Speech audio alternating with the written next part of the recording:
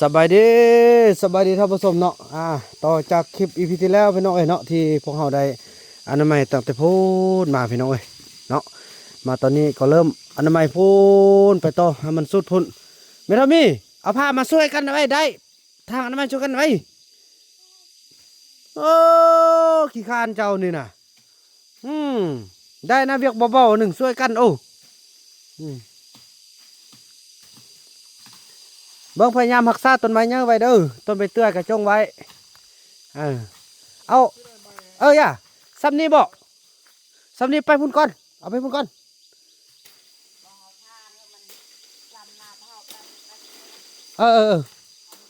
เมียก็น้องไว้เนี่ยก็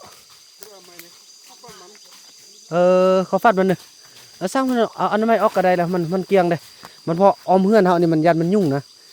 แล้วเบิ้งเด้อไม้ในเลือกเฟ้นเด้อคันตัวได้บ่เป็นตาฟันแล้วบ่ฟันเด้อเสียได้เบิ้งกำดีๆพี่น้องเอ้ยป้าไม้ตัวนี้นะเนาะบ่เป็นตาฟันเนาะก็ฟันมันเนาะเสียดายให้เว้ยลืมบ่ทันเห็นนี่เคยถ้าน้องไปฟันอันเคลื่อนอันใดมันสิขึ้นตึ้มแล้วนี่เคลื่อฟันเคลื่อนอันเนาะค่ะเด้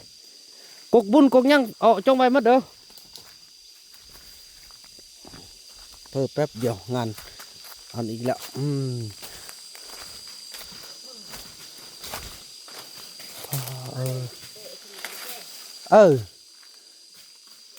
มาซาลีน้องไปบัดนี้จีรอดไปเลยตับตัวน้องว่าป้อต้นอันนี้หุบทรงงามเด้นี่ป้อโธ่งามแท้พี่น้องนี่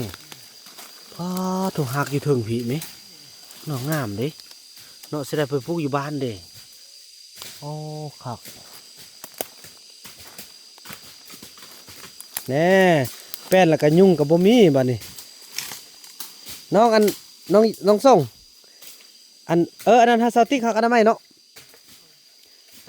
อันนั้นสิบอกฮาสติกอนามัยออกสติกก็เป็นนี่ดอกบ่มียาสูบเป็นบ่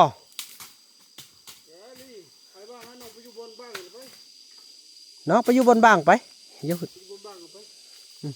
บนเดินหน้าแล้วผู้ชายอยู่ต้นใบเงี้ยๆจ้องไว้เด้อเฮ้เพิ่นมาทำมาอยู่แคมป์พี่น้องมาเฮ้ยอันนั้นต้นนั้นตามเลยพอต้นลำเกียงเอาออกตัดไหมหนูบ่พาตัดบ่ได้พาต้นพาเจ้านะตัดได้เป็นดอกบ่ให้มันจี้ซะเลยก็แล้วพอดคุณหนูยานกับยานโพดไอ้เฟืองเขาดิลี่ออกเด้อไม้นี่มันถือคนเข้าก็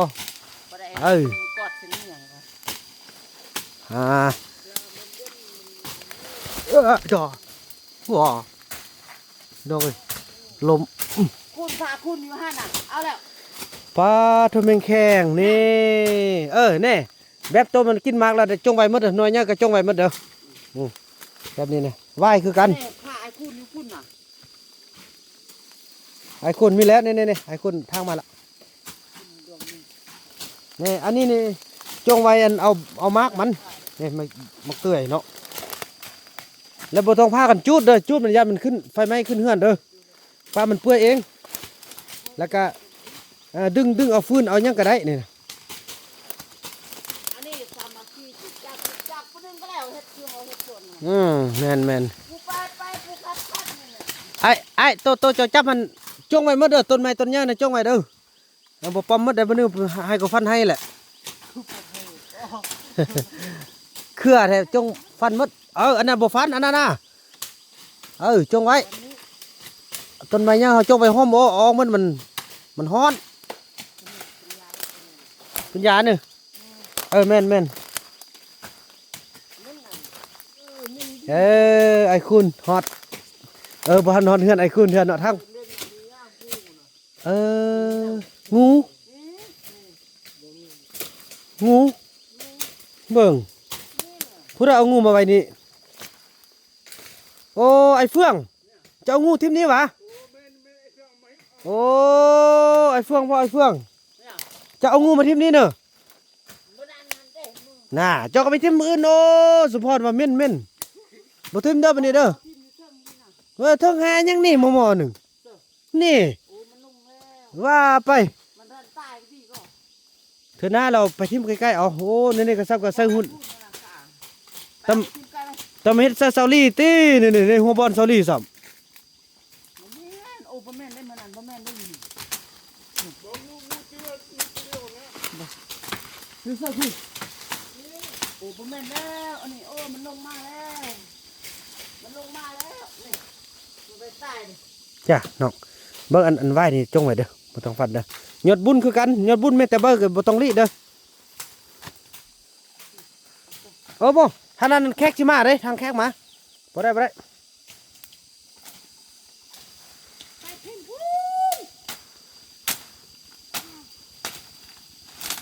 น ไปทิ่มทางหน้าตัวเองดิตึมเอางึดเลย ก็ไปทิ่มพูน ไอ้ส่งแบบนี้เอาออกหมดไปเนาะเอาหมดอันไหนออกหมดเลยแบบนี้นี่เครือนี่ออกหมดมันอันไหนละเอียด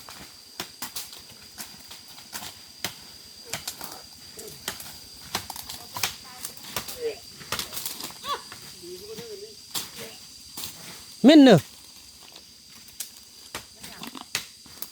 เขามิ้นงูจอนโอ้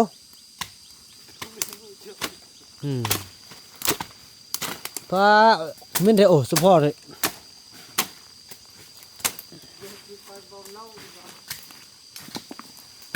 ไอ้นู่นเราจะไปบองเราไก่ย่ามบ้องแล้วมันเน่าแล้ว กกอันนั้นเด้อกกหยดบุญนั่นน่ะจ้องไว้เด้อบ่ต้องบ่ต้องเอาออกจากเนยเลยเด้อบ่ต้องเอาน้ำไม้คือคำน้อยเด้อแป้นหมดเลยบ่คำน้อยเฮ็ดน่ะจ้องแต่ยอดมันแหน่บัดนั้นลี่มาฟันเอาฟืนเด้อเด้บักกะไล่หม้อๆหนึง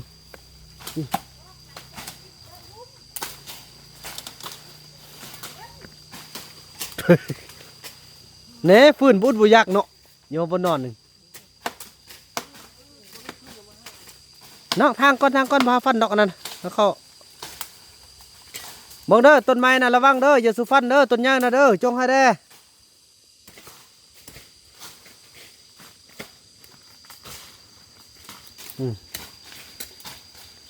อีบุญรอดไปดูเครื่องไหมอีบุญรอด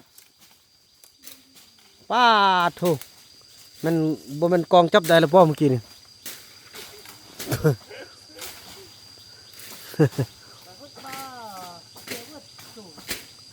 แน่ต้นใบเยินๆจ้องไว้เด้อเอาไปกินมากมันเด้อไอ้เฟืองก็จะมีหลายอย่างที่เฮียนหูเนาะพี่น้องเอ้ยมาอยู่มาเด้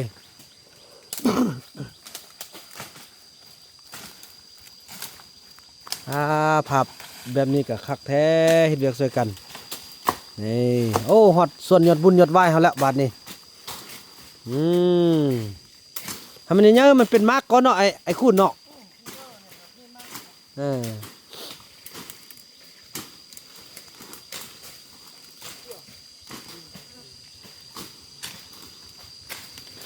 คอยอันนั้นไม่มดเด้อพื้นเด้ออันเครือมันยังก็เอามันแต่มันยากตอนแบบนี้นี่แหละรอดเอา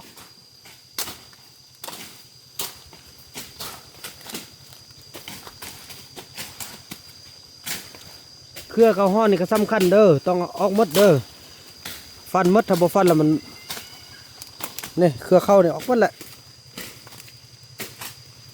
สำคัญเลยเครือเข้านี่แหละเราจะได้ฟันตลอดนะคันเราบ่ออกหมดนะ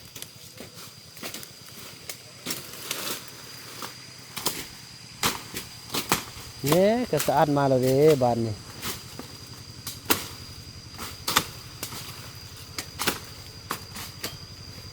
โอ้มันนี่ดีใจในบ้านเฮ็ดเวียกนำแต่เช้าเลยมันนี่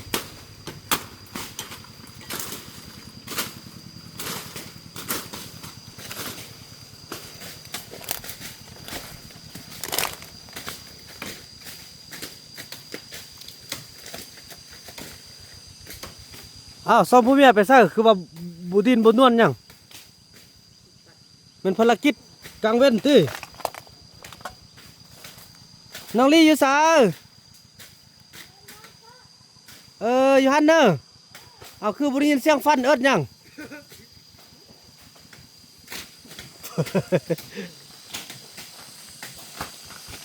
ตอนนี้เบิ่งพี่น้องเลยเนาะโอ้ยทางในสร้างเขาก็มาเฮ็ดเฮือนได้มื้อนี้น่ะทั่วบ้านบ่นำแจ้งทางเมืองเร่งพี่น้องเอ้ยบ่ได้เนาะพอวันที่27นี่เขาจะได้จัดงานแล้วอันนี้อ่ะเออแม่นแหละบุมันแน่นอนอยู่แล้วอยู่ในแผ่นแล้วไอ้ส่งแบบนั้นฟันมันมีแบบนั้นน่ะนี่แบบไม่น้อยน่ะฟันมันเลยโอ้ยมันก็ซ้ำกับทางลิ้นนี่แบบนี้น่ะนี่ฟันมันแล้วนี่แบบนี้น่ะเขาคันเฮาฟันดีมันก็เฮาก็นั่นได้อนามัยถ้าว่าเฮาฟันมันรู้อยู่ยะบ่นึงก็หกตึมเฮาก็ได้ไม่ตึมแม่นบ่ไอ้นู่น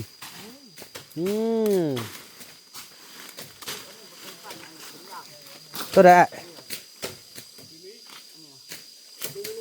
เอาอันน่ะมือถ้าแข้งหักกระดูกหักนี่มาอบดีเลยเดี๋ยวเรามาตุ้มคือพ่งเลยดี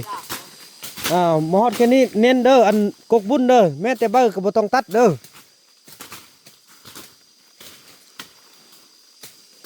แน่อันนั้นไม่มาละบัดนี้มื้อนี้ก็ไปซ่อนเงินคำน้อยซื่อนี่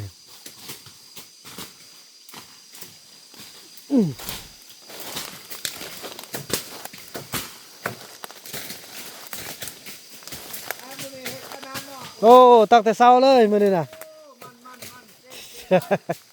อ้อมบ้านอ้อมเมืองแล้ว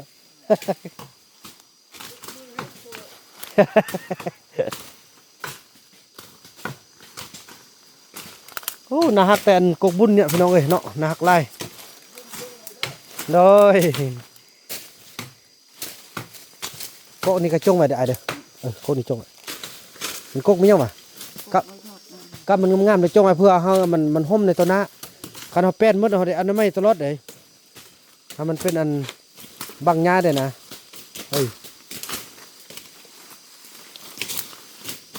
ลืมบอกเขาเนี่ยเพิ่งก็ตัดนี่มึงเบิ่งทันคือกกนี่ก็ต้องตัดก็มะม่วงบ่มะม่วงแดงๆนั่นน่ะสิไว้หอดส่วนอันนี้เฮาละหอดส่วนยอดบุญยอดไหว้เฮาละพี่น้องเอ้ยโอ้มีทางล่างเฮือนเลยพี่น้องต่อไปเฮาก็เสริมตึมขยายเอามาปลูกจำพุ่นเลยนี่น่ะทางล่างเฮือนนี่โดยแม่แตนบ่ต้องบอกสัตว์โอ้บอกกันโอ้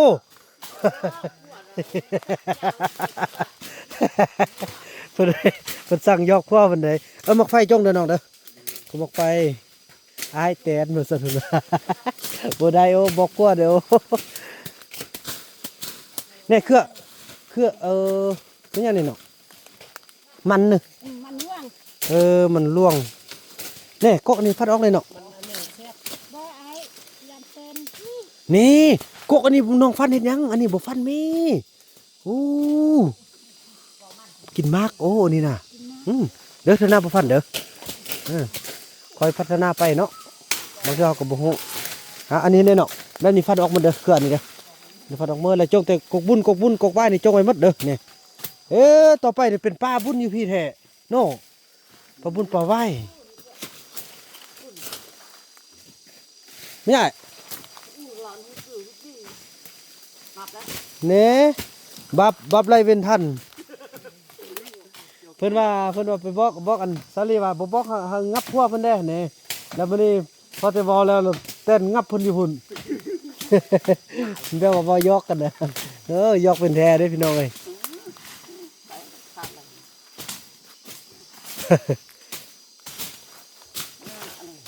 ปดนาดเลยบ่โอ้เวียนกรรมมีอยู่จริงเนาะจงเด้อนี่จงเด้อ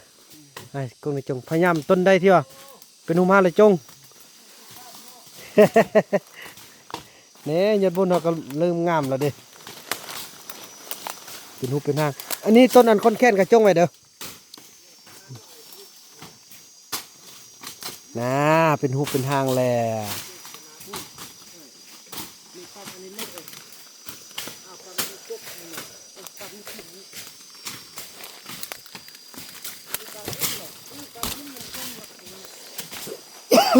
มันแห้งจะเอาไปเฮ็ดฟืนเนาะ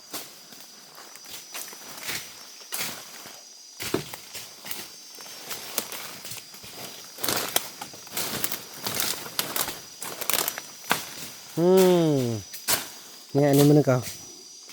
มุนขึ้นมาพอหักษาได้แล้ว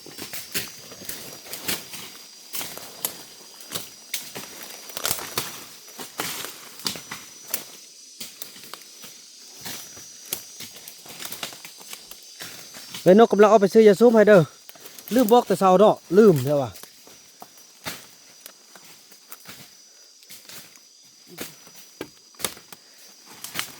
เครือนี่ฟันออกมาเลยเด้อเครือข้าวห่อน่ะเด้อฟันถ้ามันขาดเลยมันตายเลยเพราะมันอึดดอกเช่นนี้โน่นนี่มันเครือข้าวห่อหมด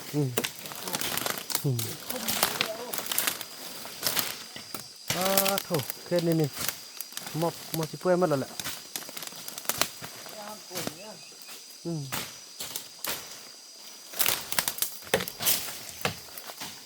เข็ดนี่เขาได้ฟันแล้วน่ะยังได้เนาะโอ้เฮือนไอ้คุณสะอาดเนาะบ่มีเหือเนาะในเนาะฟันอันนี้เด้อฟันอะไรฟันมึนน่ะฮอดทีละพี่น้องเอ้ย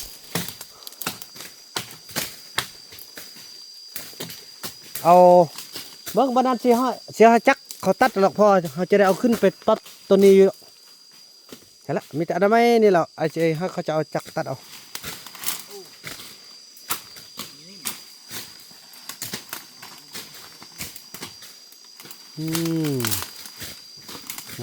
งามเป็นทางกัน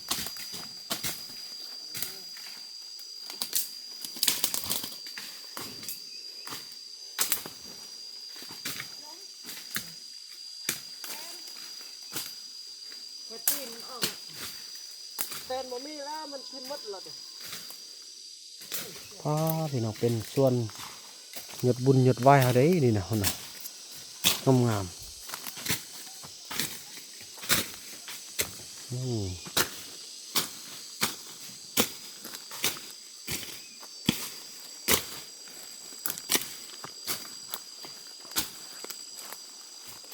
นมาอยู่พี่ว่ากันยายหันกับมาพี่เดี๋ยวหันมันไปตัดแล้วหันแม่มันตายแล้วแม่ห่างมันนี่เนาะโอ้เป็นส่วนบุญเนาะนี่เนาะบ่ได้ปลูกเลยเอาอยู่เทิงพี่เลยส่วนบุญเนาะต่อไปเขาขยายปลูกนั่นนี่เลยตำปานั่นนี่เลยก้นจักซุ่มน้อยไปใส่โอ้แม่นแท้พี่น้องเอ้ยเป็นส่วนบุญของเฮาแล้วในตอนหน้าเพื่อนๆนี่จะเอายอดบุญซะหมดเลยนะพูดหน่อยนี่นะ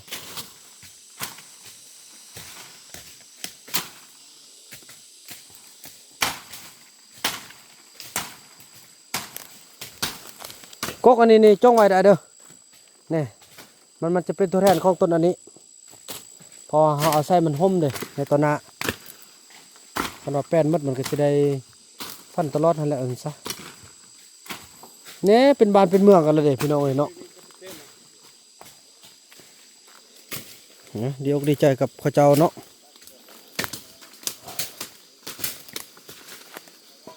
นี่แกนี่มันปลาบุญปลาว่าย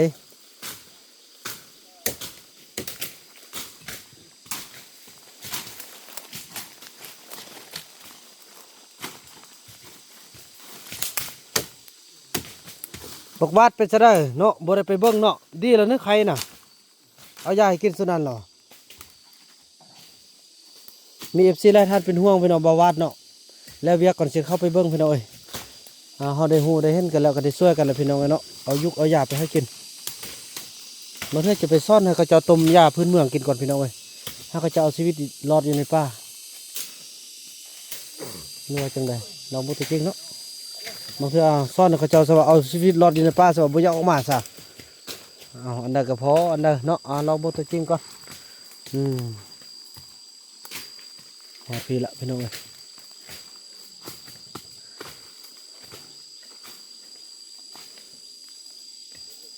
ชาวลีเฮา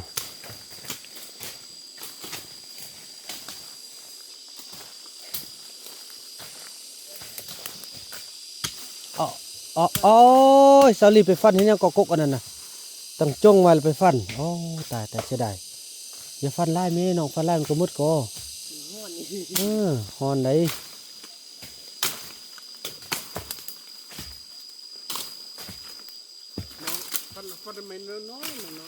ไม่เยอะเขาจ้องไว้เนาะเอาไปความเย็นของเบอร์มันเนาะ